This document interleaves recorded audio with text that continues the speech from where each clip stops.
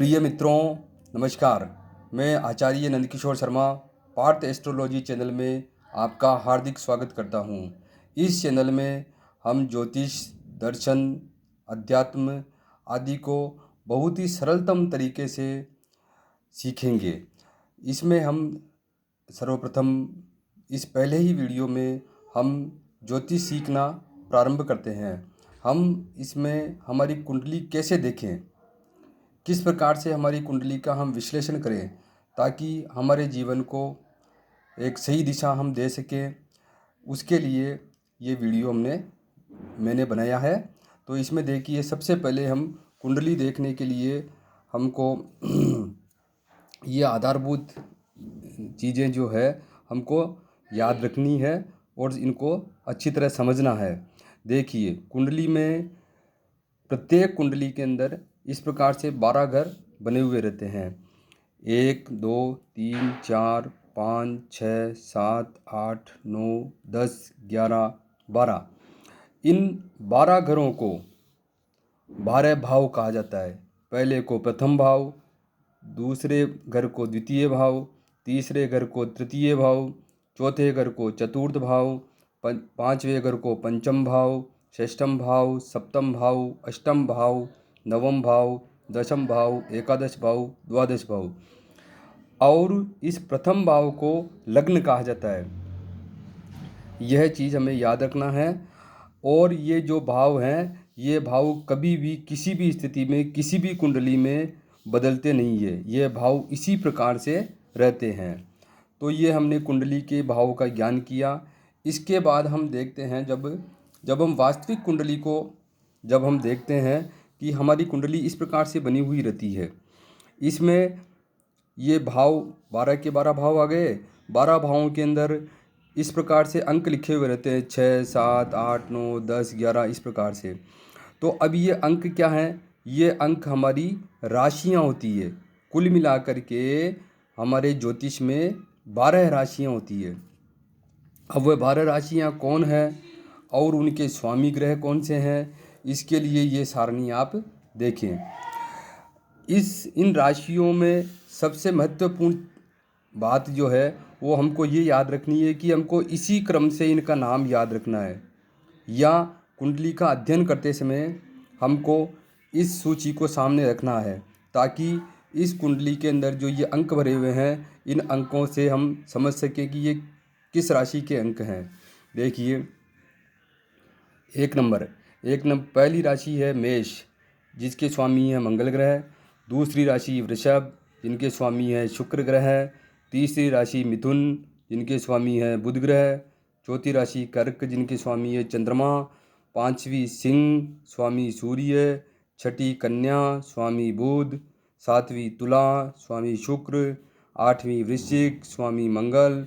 नवीं धनु, स्वामी गुरु। 10वीं मकर और 11वीं कुंभ, दोनों के स्वामी शनि। 12वीं मीन राशि, जिसके स्वामी है गुरु। इनको हम अगर थोड़ा ध्यान से देखें तो हम देखते हैं कि चंद्रमा और सूर्य, इन दोनों ग्रहों को एक एक राशि मिली है। चंद्रमा को सिर्फ एक राशि कर्क और सूर्य को सिर्फ एक राशि सिंह। बाकी बचे हुए जो 5 ग्रह हैं, उन पांचों ग्रह को दो दो राशियां मिली है। सर्वप्रथम देखते हैं, जैसे मंगल को मेष राशि और वृश्चिक राशि। शुक्र को दो राशियां मिली हुई है, पहली वृषभ और दूसरी तुला राशि। बुध को दो राशियां मिली है, पहली मिथुन और दूसरी कन्या राशि। उसके बाद शुक्र को हमने देख ही लिया। गुरु को दो राशियां मिली है, धनु और मीन। और शनि को दो राशियां मिली है, मकर और कुंभ। अब हमने इन सब राशियों को क्रम से सीख लिया। अब हम देखते हैं हमारी वास्तविक कुंडली को, जो इस प्रकार से बनी हुई रहती है। यह वास्तविक कुंडली हमें हमारे कुंडली के जो सॉफ्टवेयर आते हैं उनसे, या जो हमारी कुंडली हमारे पास में बनी हुई पड़ी है उसमें हम इस प्रकार से देख सकते हैं। उसमें ये अंक लिखा हुआ होता है, जैसे यहाँ पे लिखा हुआ 6 नंबर। 6 नंबर का मतलब हुआ कन्या राशि, यानी कि इस प्रथम भाव में 6 नंबर लिखा हुआ है। और ये 6 नंबर कौन सी राशि हो गई? कन्या राशि। और कन्या राशि के स्वामी कौन हो गए? बुध। इसका मतलब पहला जो भाव है, इस भाव के भावेश, इस भाव के जो मालिक हैं, इस भाव के जो स्वामी हैं, वो बुध ग्रह हुए। यानी कि लग्न जो है हमारा, प्रथम भाव जो लग्न जो हमारा व्यक्तित्व प्रतिष्ठित करता है, उस पे बुध ग्रह का प्रभाव रहेगा। और बुध ग्रह हमको अच्छी वाणी देता है, व्यापार में कुशल बनाता है और अच्छा बुद्धिमान बनाता है। इस प्रकार जो बुध के ग्रह के जो गुण हैं वो हमारे व्यक्तित्व में रहेंगे। अब द्वितीय भाव में हम देखते हैं कि 7 नंबर लिखा हुआ है, यानी कि 7 नंबर तुला राशि, और तुला राशि के स्वामी हुए शुक्र। इसका मतलब द्वितीय भाव जो है वो उसके मालिक कौन है, शुक्र, और द्वितीय भाव में राशि कौन सी है, तुला राशि। इसी प्रकार से तृतीय भाव में वृश्चिक राशि, और वृश्चिक की राशि के स्वामी कौन हुए, मंगल ग्रह। चतुर्थ भाव में नवी राशि धनु, और धनु के स्वामी कौन है, गुरु। इसी प्रकार से पंचम भाव में 10 नंबर, और 10 नंबर मकर राशि, और मकर राशि के स्वामी है शनि। इसी प्रकार से 11 number, 12 number, 1 number, 2 number, 3 number, 4 number.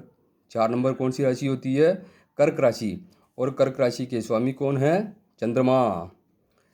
ये देखिए, उसके बाद फिर बाद में यहाँ लिखा हुआ है 5 नंबर, यानी 12वें घर में 5 नंबर। 5 नंबर क्या है, सिंह राशि, और सिंह राशि के स्वामी कौन है, सूर्य। यानी कि जो 12वां घर है हमारा, इस 12वें घर के मालिक हुए सूर्य, 11वें घर के मालिक हुए चंद्रमा, और 11वें घर में राशि हुई कर्क राशि। अब एक बात को बहुत अच्छी तरह से सीखना है, समझना है कि ये जो राशियां हैं, ये राशियां प्रत्येक कुंडली में बदलती रहती है। यहाँ राशियाँ मतलब ये अंक, जैसे यहाँ पे 6 नंबर लिखा हुआ है कन्या राशि, इसकी जगह कई बार यहाँ पे 5 नंबर लिखा हुआ रहता है, 8 नंबर लिखा हुआ मिल सकता है, 11 नंबर लिखा हुआ मिल सकता है। जैसे कि यहाँ पे 11 नंबर अगर लिख दिया गया, यहाँ पे अगर 11 नंबर लिखा हुआ मिल रहा है, तो यहाँ पे 11 के बाद क्या मिलेगा, 12 नंबर, यहाँ पे 1 नंबर, 11 12, क्यों राशियाँ 12 होती है, 12 पे ख़त्म हो गई, 12 के बाद में फिर 1 से स्टार्ट होगी, 1, ठीक है, 2, 3, 4, 5, 6, 7, 8, 9, 10, 10 हो गई, 12वां घर आ गया पूरा। अगर यहाँ पे 11 नहीं लिखा हुआ है, और यहाँ पे जैसे 8 नंबर लिखा हुआ है, यहाँ पे 6 की जगह 8 नंबर लिखा हुआ है, तो 8, 9, ये हो जाएगा 9, ये हो जाएगी 10, ये हो जाएगी 11, ये 12, ये 1, 2, 3, 4, 5, 6, और ये 7 नंबर। इस प्रकार से जो ये अंक बदलते हैं, और ये चलते कैसे हैं, एंटी क्लॉकवाइज। यहाँ पे जैसे 3 नंबर आ गया, तो 3, 4, 5, 6, 7, 8, 9, 10, 11, 12, 1, 2।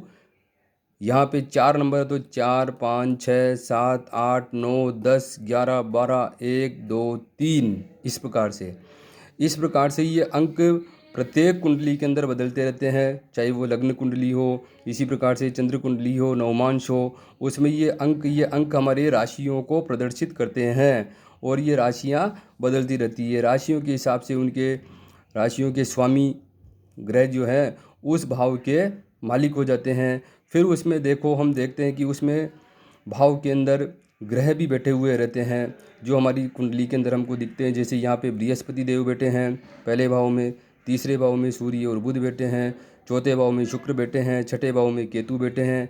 इस प्रकार से ये 9 ग्रह है, ये 9 ग्रह अलग अलग भावों में, अलग अलग कुंडलियों में, अलग अलग स्थितियों में बैठे हुए रहते हैं। ये हमारे को उस बच्चे के या जातक के जन्म के समय कौन सा ग्रह किस राशि में चल रहा था, उसके हिसाब से हम कुंडली के अंदर बढ़ते हैं, पंचांग आदि में देख करके। आजकल पंचांग यदि आपके पास उपलब्ध नहीं हो तो कोई चिंता वाली बात नहीं है, क्योंकि हमारा जो सॉफ्टवेयर है वो अपने आप हमारी कुंडली बना देता है, जिसमें ये ग्रह वगैरह और ये राशियाँ वगैरह सब भर के बनी बनाई आ जाती है। अगर हम थोड़ा सा देखा जाए तो इसी कुंडली को हम देखते हैं, अगर जैसे मान लो ये 6 नंबर लिखा हुआ, यानी कि ये हो गया कन्या राशि, यानी कि इसका मालिक हो गया इसका बुध, और इसमें कौन सा ग्रह बैठा हुआ है, बृहस्पति। यानी कि इस जातक के जन्म के समय बृहस्पति देव कन्या राशि में चल रहे थे। उसके बाद जैसे सूर्य और बुध बैठे हैं वृश्चिक राशि के अंदर, यानी कि उस समय सूर्य और बुध जो है वृश्चिक राशि के अंदर थे। शुक्र जो है धनु राशि के अंदर भ्रमण कर रहे थे। इस प्रकार से ये कुंडली बनके तैयार होती है। अब हम आगे देखते हैं कि ग्रहों की मित्रता। पहली बात हमने भावों का ज्ञान सीखा कि कौन सा भाव कितने भाव होते हैं, कौन सा भाव कहाँ रहता है। उसके बाद हमने देखा कि राशियों की क्या स्थिति रहती है और ग्रह कैसे कहाँ रहते हैं। ये 9 ग्रहों की स्थिति हो गई। और उसके बाद हम देखते हैं कि ग्रहों की आपस की मित्रता। कुंडली का विश्लेषण करने के लिए हमको ग्रहों की मित्रता का भी बहुत ध्यान रखना पड़ता है। ये नैसर्गिक मित्रता भी होती है। मित्रता भी 2 से 3 प्रकार की होती है, परंतु वर्तमान में हम यहाँ पर नैसर्गिक मित्रता, इनकी स्वाभाविक मित्रता के बारे में विचार करेंगे। हम देखते हैं कि ग्रह 2 प्रकार के होते हैं। एक तो देवग्रह है और एक दानव ग्रह।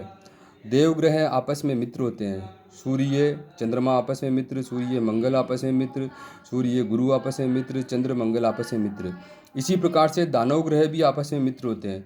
शुक्र शनि की आपस में मित्रता, शुक्र और राहु आपस में एक दूसरे के मित्र, राहु केतु आपस में मित्र, राहु शनि आपस में मित्र। परंतु ध्यान देने वाली बात यह है कि देवग्रह दानव ग्रहों से शत्रुता रखते हैं और दानव ग्रह भी देव ग्रहों से शत्रुता रखते हैं, आपस में मित्र नहीं होते हैं। यानी कि सूर्य शुक्र से मित्रता नहीं रखता है। चंद्र और शनि आपस में मित्र नहीं है, शत्रु हैं। मंगल और राहु भी आपस में शत्रु हैं। गुरु भी केतु और गुरु आपस में शत्रु हैं। या गुरु शुक्र शनि राहु केतु चारों के साथ गुरु की मित्रता नहीं है। इसी प्रकार मंगल की इन चारों के साथ नहीं है। इसी प्रकार से शनि की इन चारों के साथ में मित्रता नहीं है। शुक्र की इन चारों के साथ में मित्रता नहीं है। एक बात महत्वपूर्ण यह हो गई। दूसरी बात यह महत्वपूर्ण हुई कि बुध जो ग्रह है वो ग्रह जो है न तो देवग्रह में आता है और न दानव ग्रह में आता है। तो बुध की जो मित्रता है, दानव ग्रह जो भी है चारों के चारों, उन चारों ग्रहों के साथ में बुध की मित्रता होती है। परंतु देव ग्रह के साथ में सिर्फ गुरु और सूर्य के साथ में उसकी स्वाभाविक मित्रता होती है। चंद्रमा और मंगल के साथ में उसकी मित्रता नहीं होती है। बुध की सूर्य और गुरु के साथ ही मित्रता होती है। तो इस प्रकार से हमने देख लिया कि ग्रहों की मित्रता किस प्रकार से होती है। देवग्रह आपस में मित्र, दानव ग्रह आपस में मित्र। देवग्रह और दानव ग्रह आपस के अंदर शत्रु होते हैं। बुध की दानव ग्रहों के साथ मित्रता और बुध की देवग्रह में सिर्फ 2 के साथ मित्रता, यानी बुध की कुल मिलाकर के 4 और 2 6 ग्रहों के साथ में आपस में मित्रता हो गई और 2 ग्रहों के साथ में उसकी शत्रुता होती है। अब हमको इसके अतिरिक्त जो महत्वपूर्ण बात वो है ग्रहों की सभी की दृष्टियाँ। हर ग्रह को एक एक दृष्टि तो मिली ही है, उसके अलावा कुछ ग्रहों को एक से अधिक दृष्टियाँ भी मिली है। दृष्टि मतलब देखना, ग्रह जहाँ बैठा है वहाँ से वह किधर देखता है, किस भाव को देखता है, किस घर को देखता है। तो हम देखते हैं सबसे पहले ग्रहों के राजा सूर्यदेव। जो सूर्यदेव को दृष्टि मिली है 7 नंबर।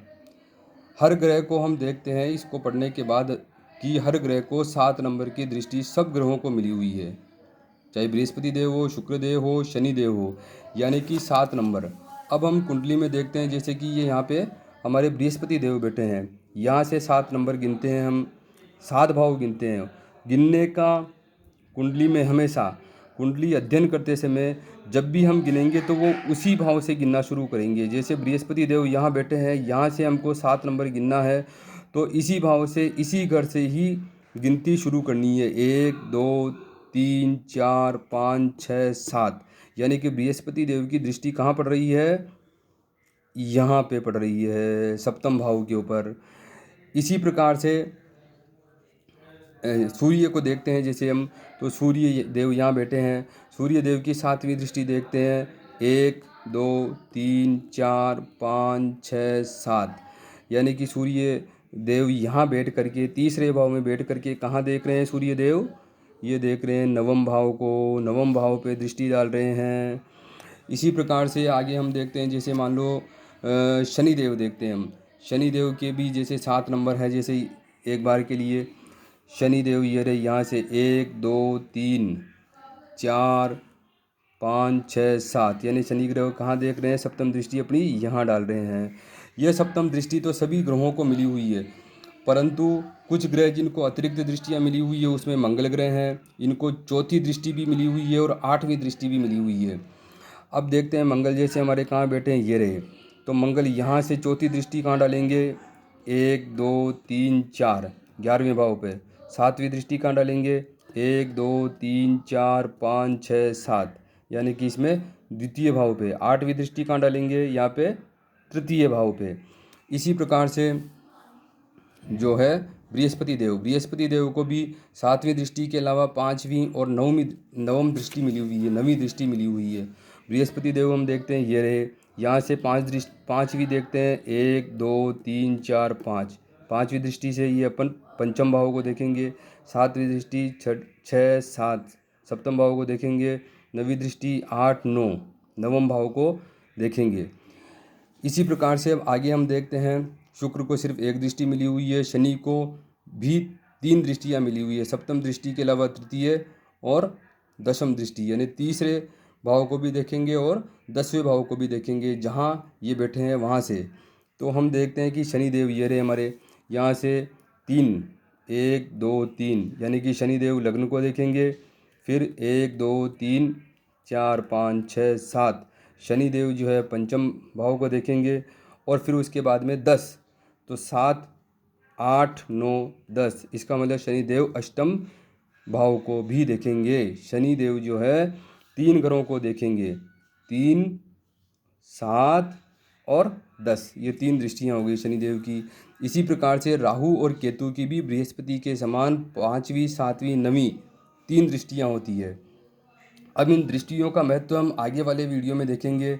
वर्तमान में हम ये देख लेते हैं सामान्य रूप से कि दृष्टि जहाँ ये ग्रह जहाँ बैठे हैं वहाँ पे तो ये अपना असर डालते ही हैं, परंतु जहाँ ये देखते हैं वहाँ पे भी इनका पूरा असर होता है। जैसे बृहस्पति देव यहाँ बैठे हैं, यहाँ बृहस्पति देव अपने जो गुण धर्म है उसके हिसाब से यहाँ पे फल देंगे।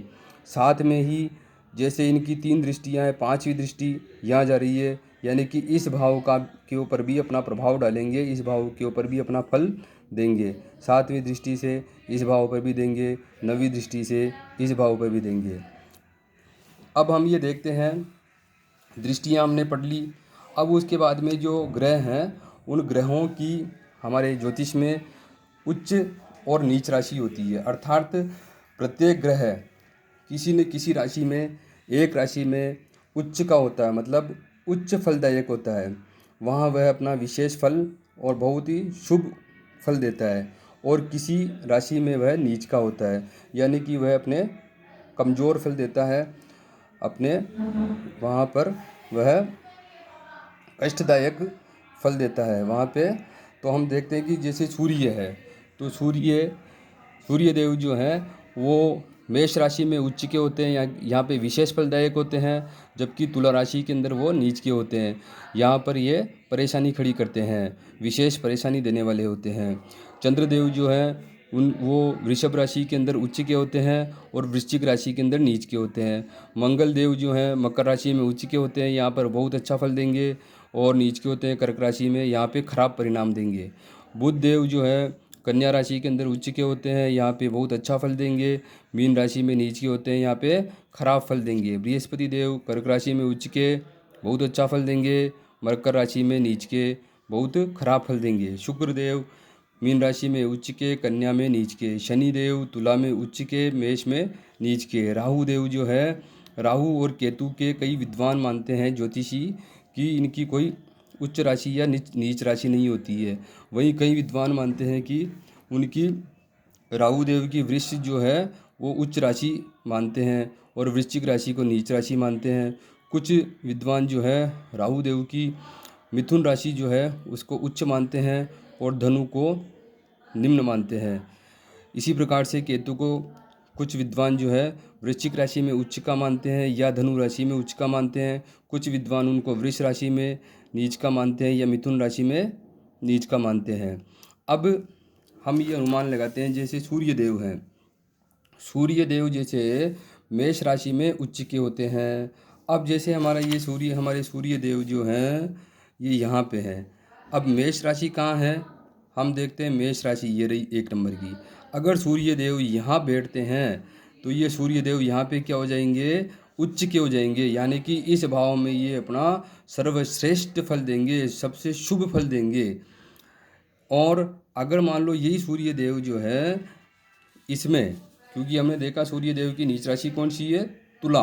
अगर तुला राशि में बैठते हैं, जैसे यहाँ सूर्य देव हमारी कुंडली के अंदर बैठे हैं, इसका मतलब सूर्य देव यहाँ पे क्या हो गए, नीच के हो गए। यहाँ पे सूर्य देव अशुभ परिणाम देंगे, बहुत अशुभ फलदायक यहाँ पे सूर्यदेव होंगे।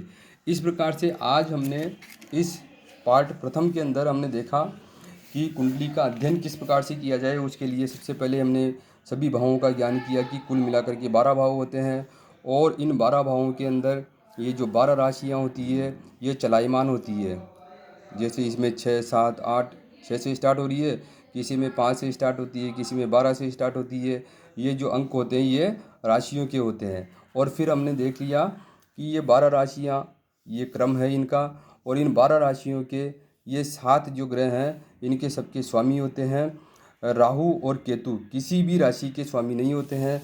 फिर हमने ग्रहों की मित्रता देखी, देवग्रह आपस में मित्र, दानव आपस में मित्र, बुध जो दानवों का सबका मित्र, देव में सिर्फ 2 ग्रहों का मित्र।